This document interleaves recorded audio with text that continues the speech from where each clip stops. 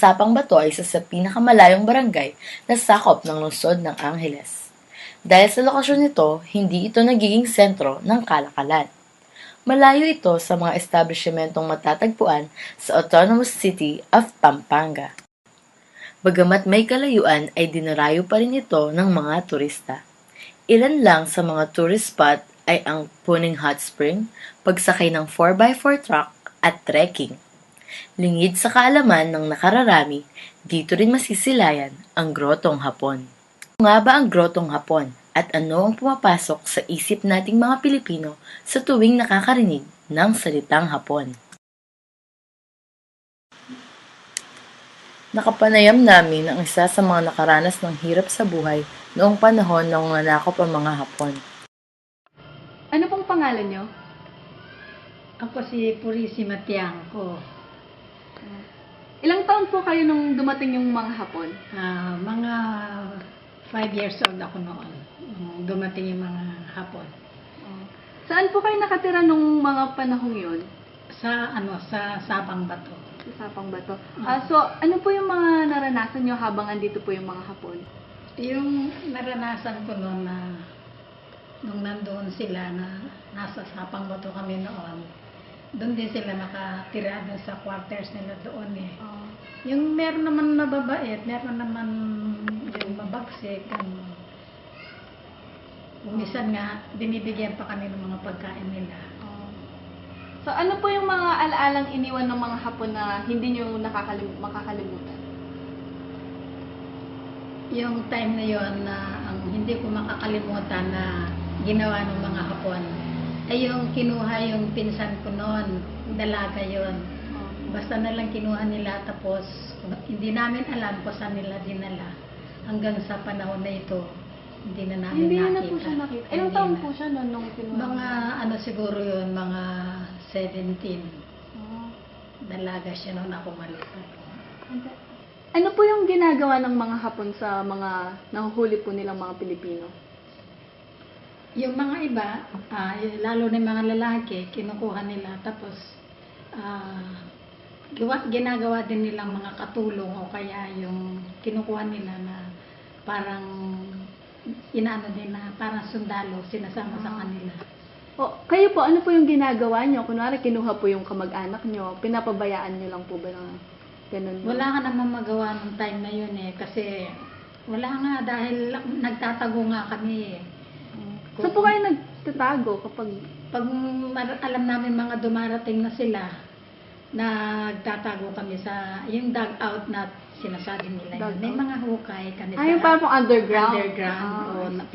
Tinatatago namin yung mga lalaki at saka mga babae. Sa mga dalaga po? Oo, kasi kinukuha nila.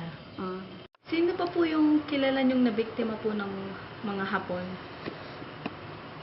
Yung nabiktima, isa na doon yung pangalawa sa panganay. Yung kapatid ko, lalaki, nagtatrabaho dyan sa Clark noon.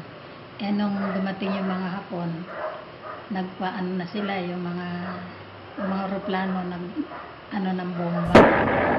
Tinamaan sila hanggang sa Clark. Hindi na namin nakita noon.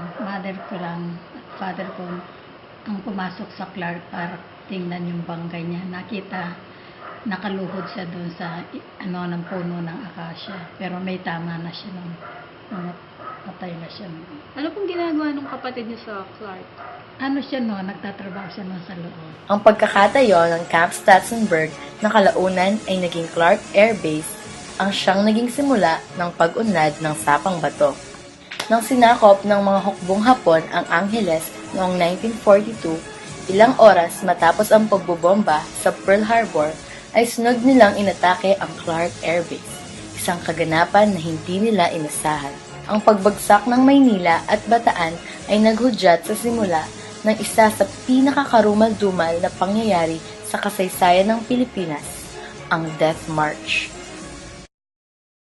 Ang mga kalupitan ng mga Hapon pa noon na yung basta na lang kukunin yung mga babae. Meron pa nga akong 2 kapatid na babae noon eh. Ang ginagawa ng tatay ko noon, magkakatay siya ng manok. Tapos yung dugo ng manok para ikakalat sa katawan para kung gusto man silang gasa na Halayan po. Halayan. Halayan. Parang yung gagahasan.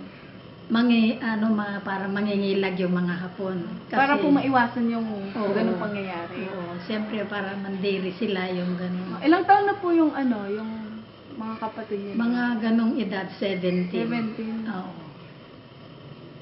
Pero isa lang po yung talagang kinuha nilang babae. Oo, Yung pinsan ko niya yun. lang po. Tapos meron din silang isang kinuha na lalaki na asawa naman ng pinsan ko na dinali nila sa isang ibang lugar na nung may tinatanong yata sa kanya na hindi niya nasagot, bigla na lang binayoneta rito sa may Ano po liig, yun? yung bayonet nila. Sinaksak.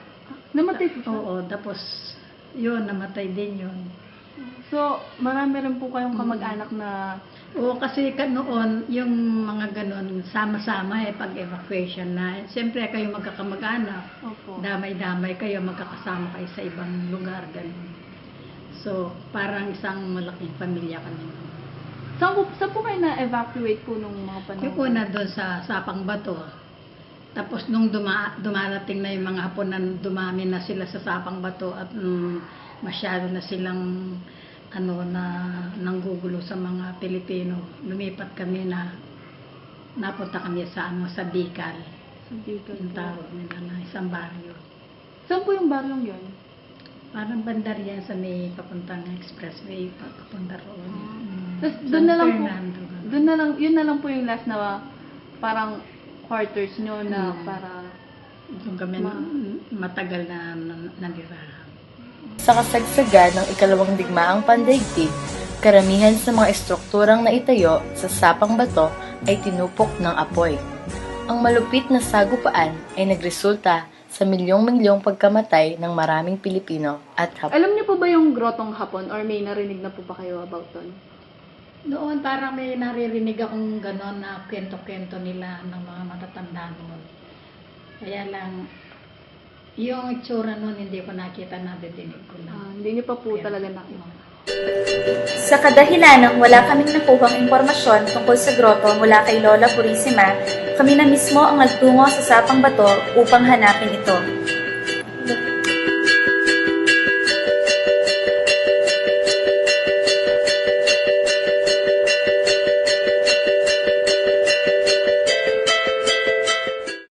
Kuya, saan po yung Sapang Bato? Diretso lang Sige, thank you po.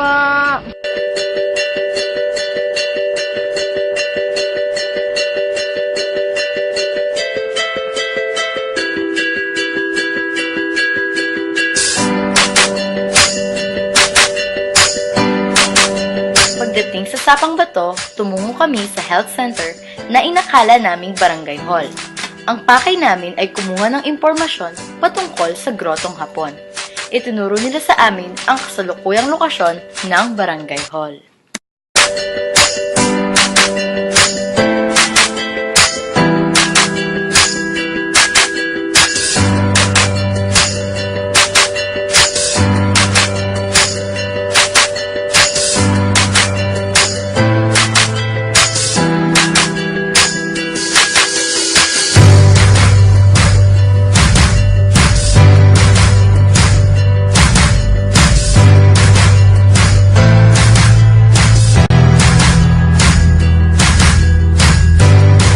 Ayon sa mga opisyales na napagtanungan namin sa Barangay Hall, ang Grotong Hapon ay matatagpuan sa Purok 6 ng Sapang Bato at ang tagapangalaga nito ay si Mang Eddie Patawaran. Kinabukasan, nagtungo kami sa kinaroroonan ni Mang Eddie na siyang tagapangasiwa ng Grotong Hapon.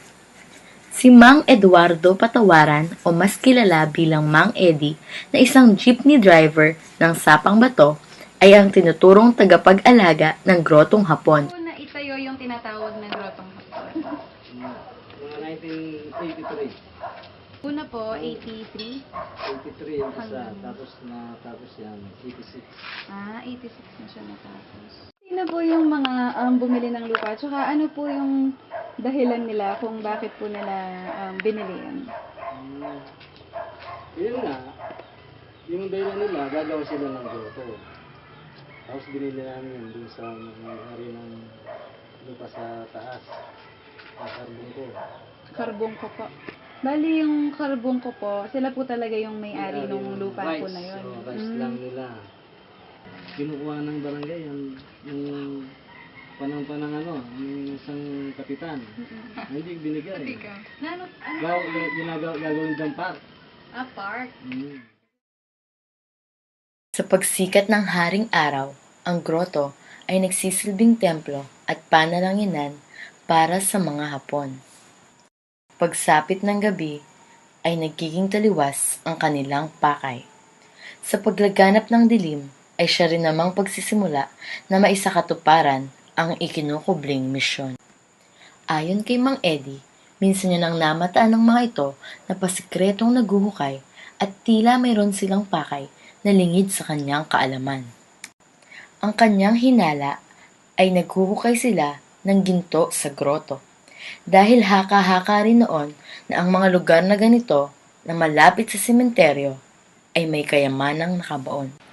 Ayon kay Mang Eddie, ang ibig sabihin ng simbolo sa gitna ng grotto ay ang daan patungong langit, na kung ating iisipin ay ang pananampalataya at pagiging makadiyos ng mga dayuhan ay hindi pa rin nawawala sa kabila ng lahat. Nang tinungo namin ang grotto,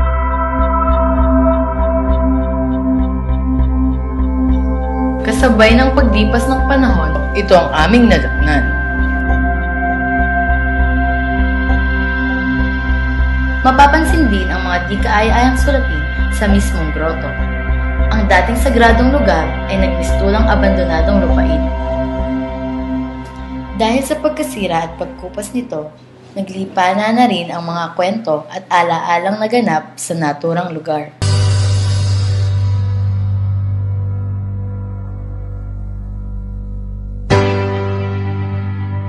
Ang grotong Hapon ay simbolo ng pagsakop sa atin ng mga dayuhan. Dahil dito, maaaring maalala ang dinanas na pait at mga paghihirap. Sa kabilang banda, ang grotong ito ay isa rin sa mga nagbigay kulay sa ating kasaysayan. Ang totoong dahilan ng pagkakatayo nito ay nananatili pa rin isang malaking palaisipan.